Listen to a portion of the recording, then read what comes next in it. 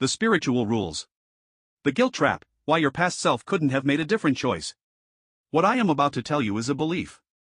There is no concrete way to prove that what I am going to say is an absolute truth, and I would definitely not bet my life on defending this belief. However, regardless of whether it is true or not, believing in it has brought me much peace and tranquility, has distanced me from states of desolation, and allows me to more easily accept the challenges that life puts before me. I can also say that it feels real. In the wild jungle of internet memes, there are some videos titled The Spiritual Laws. At first glance, they might seem like just another example of toxic positivity trying to silence harsh reality. However, in fact, the spiritual laws turned out to be somewhat uncomfortable, enough to give them credibility, since truth tends to be painful, complex, and uncomfortable. The spiritual laws are 4 sentences that affirm how reality is and help improve our view of life once we accept them. The spiritual laws are: the person who arrives is the right person. What happens is the only thing that could have happened. When it begins is the right time. When it ends is the right time. These spiritual laws strongly resonate with the ideas of accepting the true self and reality as ways to find freedom and well-being. Though you are surely wondering how these ideas relate to the spiritual laws. So I will explain. A misplaced generality. All the laws seem to follow a common thought: destiny governs these laws. And when we speak of destiny, it is not the divine plan, nor is it the script that some divinity created to achieve its own ends. Destiny is simply the tendency without influence, the path without applying power, and the natural course of all things when we do not interfere with nature. While destiny is not involved in these laws, how can we affirm their apparent truth? You will understand in a moment, but what I can anticipate is that the key lies in the second law. Once we understand this law, the others are more easily explained. The second law. What happens is the only thing that could have happened. Each and every one of us is the result of many universal variables. But among the most important are: who I am, what I know, what I feel. And these variables are not static, they are in constant movement, literally second by second. Today I am not the same person I was yesterday, much less the person I was 10 years ago. Nor will I be the same tomorrow or in 10 years. Life is in constant motion. Each and every decision we make is primarily the result of these variables: who I am, what I know, and what I feel. All events external to human decisions are dictated by factors such as gravity, electromagnetism, temperature, humidity, etc. And it's even possible that some are impossible to measure or verify, like karma, the law of attraction, etc. It's easy to fall into the trap of thinking, if I had known what I know now, I wouldn't have made that decision. The reality is that it's not like that. There is no way you could have known what you know now, but you can't even anticipate if that really would have changed anything. Perhaps knowledge of the future would have terrified you, or perhaps you would feel that acting with knowledge of the future is unethical. The only way to know is by considering all these variables. But what is absolutely certain is that, at that moment, you acted according to who you were, what you knew, and what you felt. Perhaps you feel bad because you decided to leave things to chance or not to act accordingly. But that was also a decision resulting from who you were, what you knew, and what you felt at that moment. Perhaps you didn't have enough information to make an informed decision, or perhaps you felt such apathy for the situation that you decided not to act or to leave it to chance. The irony of this is that, no matter what the outcome of that decision was, it was the right decision. Because it was your decision, a result of who you were, what you thought, and what you felt. The first law. The person who arrives is the right person. It seems magical, and in a way it is. During your life, you will meet many people of all types.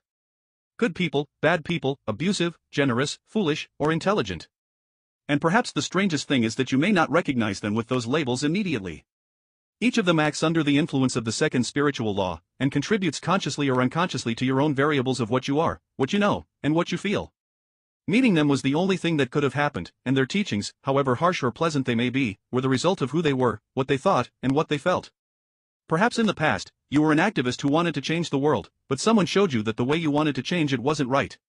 Depending on who they were, perhaps you learned to fight in another way or to stop fighting altogether.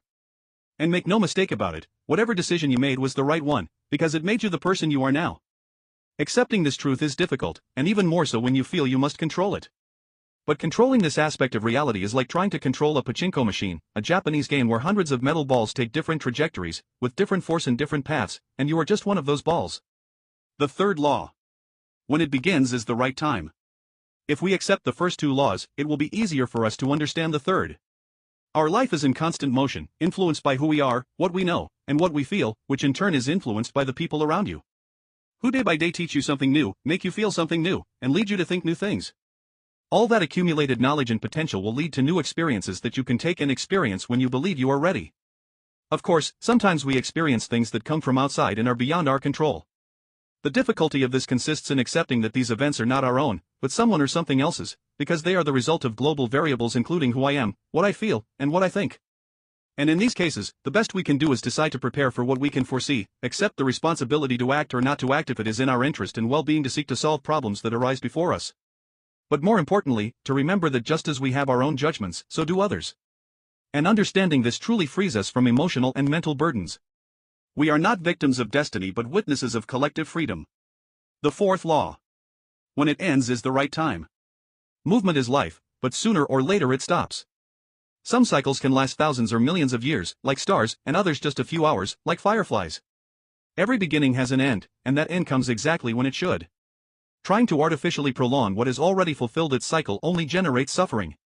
Just as we cannot force something to begin before its time, neither can we prevent it from ending when it is time.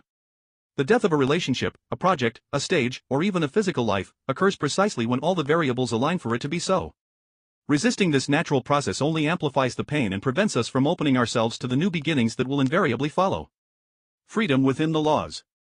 These four spiritual laws may seem deterministic at first glance, as if we were completely at the mercy of destiny. But let's understand it clearly, destiny is not an immutable divine script, but simply the tendency without influence, the natural path that things follow when we do not intervene. This is where our freedom comes in, which we can define as the ability to exercise power. And power, in turn, is the ability to influence reality. While we cannot change what has already happened, we have the freedom to influence the present and, therefore, the future. When we accept these spiritual laws, we are not giving up our freedom, but recognizing the framework within which it operates. Just as a chess player accepts the rules of the game to play better, we accept the spiritual laws to navigate life with greater wisdom. Responsibility without guilt. A fundamental concept to complement these spiritual laws is understanding the true nature of responsibility.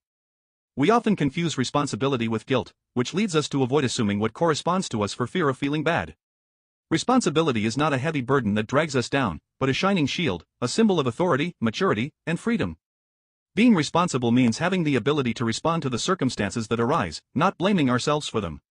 When we understand that the people who arrive are the right ones, that what happens is the only thing that could have happened, that everything begins and ends at the right time, we can assume our responsibility without the unnecessary burden of guilt. Beyond judgments.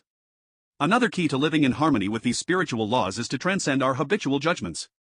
We are constantly judging everything around us, labeling experiences, people, and situations as good or bad, right or wrong. These judgments, especially those of value, based on affective preferences, are often conditioned by unrealistic expectations and prevent us from seeing reality as it is. When we stop judging excessively, we can experience life more directly and authentically. The spiritual laws invite us to set aside those judgments and accept that what is. Not because it is good or bad, but simply because it is the only thing that could be, given all the variables involved. Acceptance as a path. The core of these spiritual laws is acceptance. Not a passive or resigned acceptance, but an active acceptance that recognizes reality as it is in order to work with it effectively. Accepting that each person who comes into our life is the right one allows us to learn the lessons that person has to teach us. Accepting that what happens is the only thing that could have happened frees us from the burden of what-ifs. Accepting that everything begins and ends at the right time allows us to flow with the natural rhythms of life. Conclusion: the power of these laws. These four spiritual laws, seemingly simple, contain a profound wisdom that can transform our life experience. By accepting them, we do not become passive victims of destiny, but conscious witnesses of collective freedom. As I mentioned at the beginning, I cannot prove that these laws are an absolute truth, and I don't need to. The important thing is that their acceptance brings us closer to a more full, serene, and authentic life. When we stop fighting against what is, when we embrace reality instead of resisting it, we find a peace that no external circumstance can disturb. And that peace, that immutable center in the midst of constant change, is perhaps the greatest treasure we can discover in our journey. The power to transform our experience does not lie in changing the external world, but in changing our relationship with it. And these spiritual laws offer us a map for that inner journey which, paradoxically, also transforms our outer reality. Remember, the power is yours.